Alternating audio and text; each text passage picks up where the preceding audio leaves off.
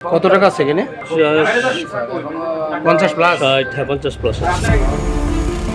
ত্রয়োদশ জাতীয় সংসদ নির্বাচন ঘিরে যখন সারা দেশে টান টান উত্তেজনা, ঠিক তখনই বিমানবন্দর থেকে প্রায় 50 লাখ টাকা সহ আটক হলেন ঠাকুরগাঁ জেলা জামায়াতের আমির বেলাল উদ্দিন। 11 ফেব্রুয়ারি নীলফামারী সৈয়দপুর বিমানবন্দর থেকে তাকে আটক করা হয়।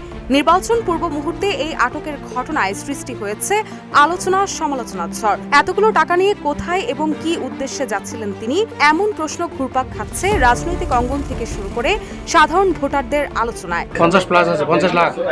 হ্যাঁ, কিসের টাকা এগুলো? ব্যবসা। কিসের ব্যবসা করেন? গার্মেন্টস।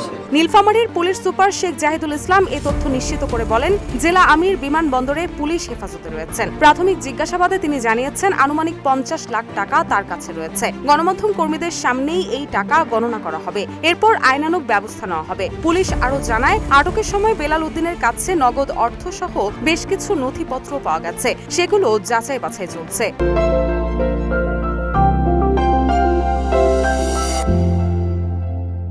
কি করেন আপনি? শিক্ষকতা। কোন স্কুলের? কলেজে? সালান্দা।